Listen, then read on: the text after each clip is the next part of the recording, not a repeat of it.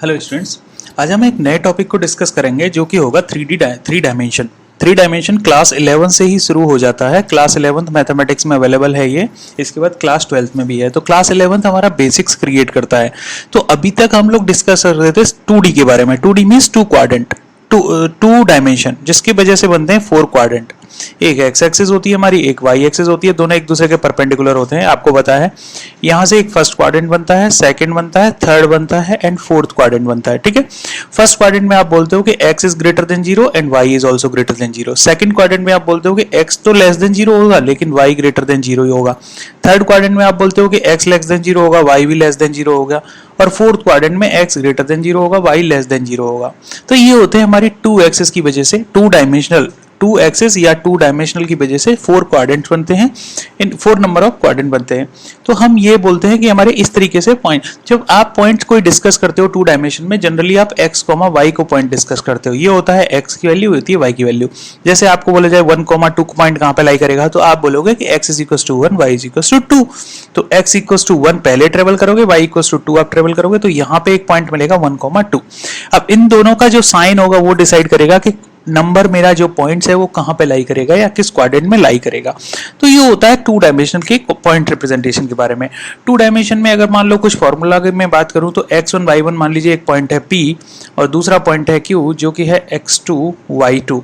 आपसे पूछ लिया जाता है what is the distance between p and q। तो ये डिस्टेंस जो होगी पी क्यू वो क्या होगी, तो आप बोलते हैं P Q will be square root of x1 minus x2 whole square plus y1 minus y2 whole square. इस तरीके से आप डिस्टेंस कैलकुलेट करते हैं। ठीक है, तो ये तो होता है डिस्टेंस का फॉर्मूला। फिर होता है कि अगर आपको सेक्शन फॉर्मूला लगाना है, सेक्शन का मतलब क्या है, मान लीजिए एक पॉइंट है P और दूसरा पॉइंट है Q। इस P पॉइंट जो है उसके कोऑर्डिनेट्स हैं x1 एंड y1 और Q पॉइंट के कोऑर्डिनेट्स हैं x2 y2। अब बोला जाता है there is another point M, एक पॉइंट है यहाँ पे M, ओके, उसके कोऑर्डिनेट्स है x, y। अब ये जो पॉइंट M है ये लाइन PQ को m/n के रेशियो में डिवाइड करता है इंटरनली। ठीक है, तो इसको बोलते हैं section formula. Section formula, section formula क्या कहता है कि अगर एक पॉइंट है M जो कि पॉइंट PQ को जोड़ने वाली लाइन को m/n रेशियो में डिवाइड करता है, तो इसके कोऑर्डिनेट्स क्या होंगे, M के कोऑर्डिनेट्स। तो M के जो कोऑर्डिनेट्स दिए जाते हैं, coordinates of M, capital M point, वो क्या होंगे, x और y होंगे। तो जो x की वैल्यू होती है वो होती है m into x2 plus n into x1 divided by m plus n, और y के जो कोऑर्डिनेट्स होंगे वो होंगे m into y2 plus n into y1 divided by m plus n। अब इस टाइप से कोई क्वेश्चन आता है, जैसे आपसे बोला जाए कि 1, 2 एंड 4, 5 को एक लाइन बनेगी, इसको अगर 1:2 के रेशियो में डिवाइड करने वाला पॉइंट कौन सा होगा, तो उसके कोऑर्डिनेट्स आपको निकालने हो तो आप निकाल सकते हैं इस सेक्शन फॉर्मूला को यूज करके। अगर मैं बोलता हूं कि मिड पॉइंट के क्या पॉइंट्स होंगे, अगर मान लो मैं बोलता हूं मिड पॉइंट, तो मिड पॉइंट का मतलब क्या हो गया कि m/n/1 मींस 1:1 के रेशियो में डिवाइड हो रही है लाइन। तो उस केस में कोऑर्डिनेट्स हो जाते हैं x is equal to x1 plus x2 divided by 2 and y is equal to y1 plus y2 divide by 2। ये होता है section formula in two dimension. ठीक है, तो टू डायमेंशन में ये सेक्शन फॉर्मूला लगता है। अब हम बात करने वाले हैं थ्री डायमेंशन की, 3D की। तो देखो 3D में पहले तो रिप्रेजेंटेशन किस तरीके से होता है हमारी एक्सिस का। 3 डायमेंशन जो होगा नॉर्मली इस तरीके से रिप्रेजेंट किया जाता है। एक्स एक्सिस मेरी यहाँ पे होगी, वाई एक्सिस इसके जस्ट परपेंडिकुलर होगा एंड जेड एक्सिस एक ऐसी एक्सिस होती है जो कि एक्स और वाई दोनों के परपेंडिकुलर होगा।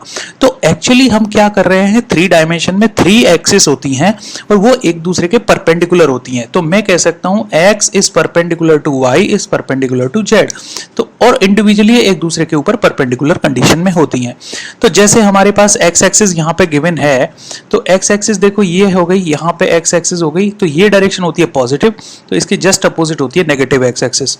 वाई ये पॉजिटिव है, वाई जस्ट अपोजिट में नेगेटिव होती है। जेड ये वाली पॉजिटिव होती है और ये वाली जेड नेगेटिव होती है। ठीक है, तो इस तरीके से हमारे 3 डायमेंशन को रिप्रेजेंट किया जाता है। अब पॉइंट अगर कोई आपको दिया जाएगा तो वो देखो कैसे दिया जाएगा।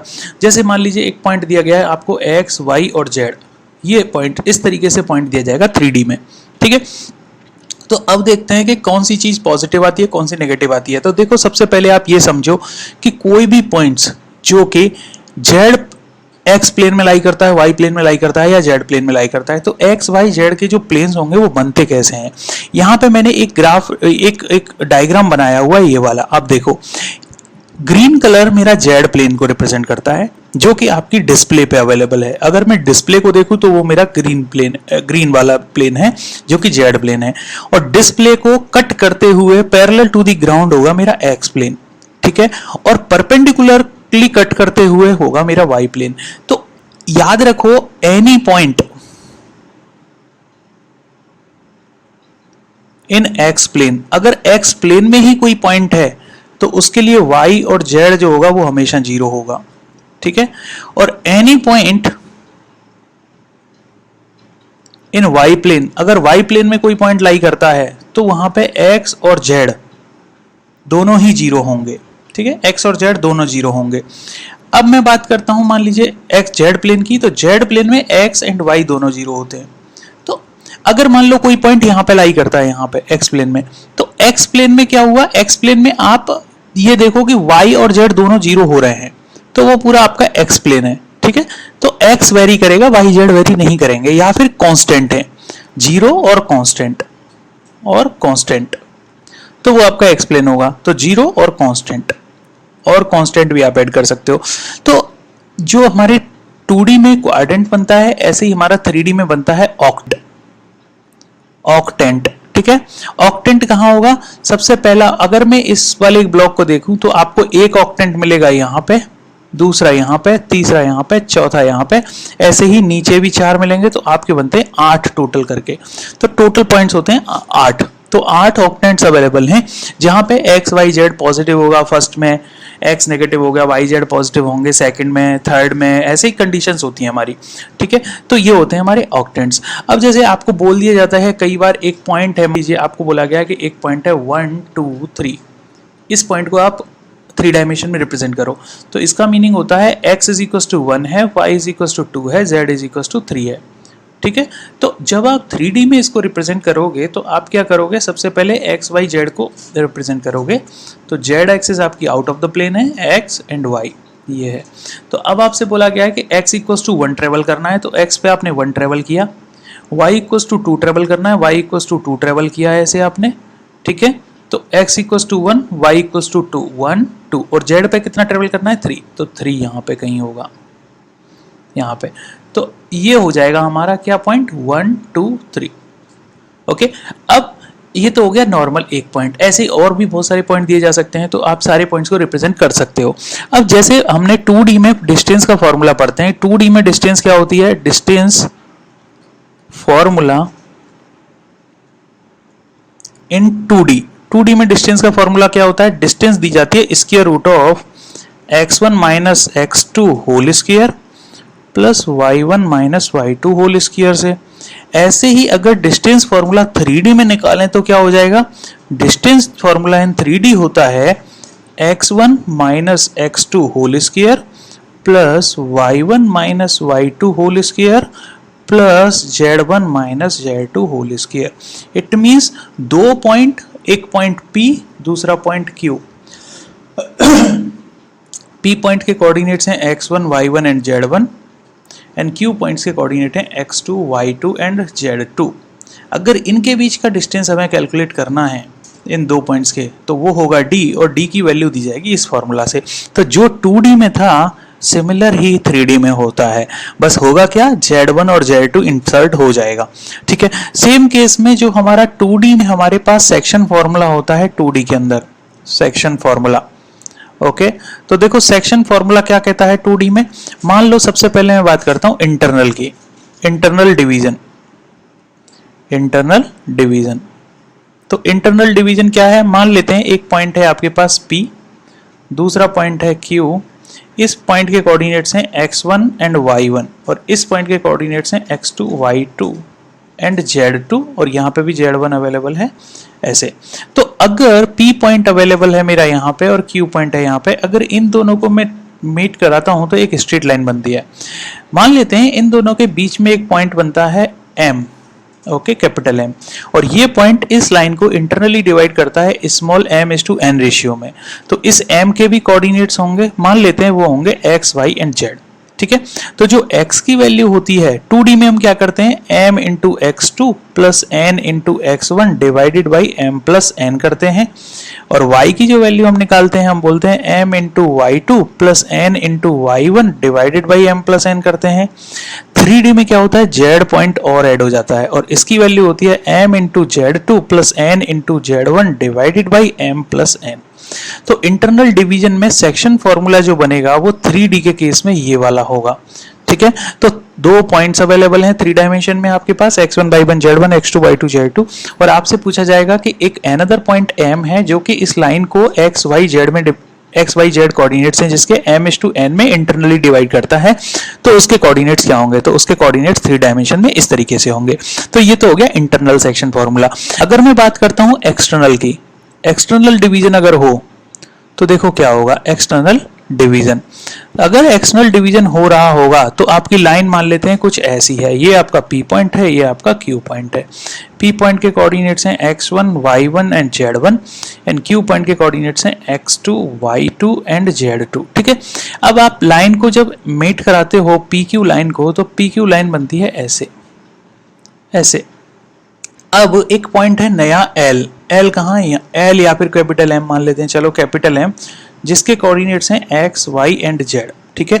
और ये पॉइंट M जो है इस लाइन को एक्सटर्नली डिवाइड करता है m/n के रेशियो में। कैसे, ये डिस्टेंस होती है m और ये डिस्टेंस होती है n, ऐसे। तब सेक्शन फॉर्मूला क्या अप्लाई होगा, तो x की जो वैल्यू होती है इस केस में, x की जो वैल्यू होगी वो होगी m into x2 minus n into x1 divided by m minus n। ऐसे ही जो y का कोऑर्डिनेट्स निकलेगा वो होगा m into y2 minus n into y1 divided by m minus n। तो ये सेक्शन फॉर्मूला तो एक्चुअली 2D में भी था, ठीक है, लेकिन यहाँ पे अगेन 3D में भी एक नया फॉर्मूला क्रिएट हो जाता है m into z2 minus n into z1 divided by m minus n। तो ये जब तीनों को बात करते हैं तो ये होता है 3D सेक्शन फॉर्मूला, ठीक है, ये होता है सेक्शन फॉर्मूला।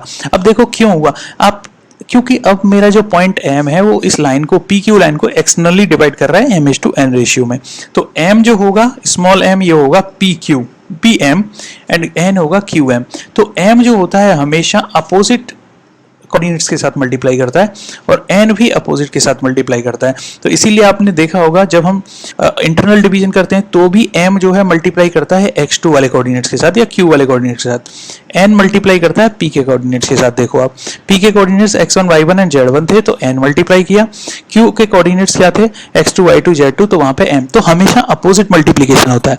तो ये चीज आपको सेक्शन फॉर्मूला में पता होनी चाहिए कि ये सेक्शन फॉर्मूला हम इस तरीके से लगाते हैं। तो कई बार आपको क्वेश्चंस पूछ लिए जाएंगे तो आप सेक्शन फॉर्मूला का यूज करके क्वेश्चंस को बता सकते हो। तो यहाँ पे हमने 2-3 चीजें सीख ली हैं कि कोऑर्डिनेट्स को रिप्रेजेंट कैसे किया जाता है 3D में, 3D प्लेन बनते कैसे हैं। 3D प्लेन आप देख लो x y z हमेशा तीनों परपेंडिकुलर होंगे, ठीक है। तो इस तरीके से आपके प्लेन बनेंगे। अगर आप मान लीजिए z प्लेन में काम कर रहे हो तो z प्लेन का मतलब होता है z प्लेन में आपके x और y दोनों 0 होंगे, ठीक है। z प्लेन में आपका x और y 0 होता है पूरी तरह से। या फिर अगर आप x प्लेन की बात कर रहे हो तो x प्लेन पे आप क्या है, x प्लेन पे अगर आप मूव कर रहे हो तो वहाँ पे आपका y पूरी तरह से 0 हो जाएगा, z भी पूरी तरह से 0 हो जाएगा अगर, या फिर कोई कांस्टेंट वैल्यू होगी, ठीक है। तो इस तरीके से हम बात करते हैं प्लेन्स के बारे में एंड 3 डायमेंशन ज्योमेट्री के बारे में। इस तरीके से बेसिक ऑफ 3D जो कि क्लास 11th में अवेलेबल है वो एटलीस्ट कंप्लीट हो जाता है।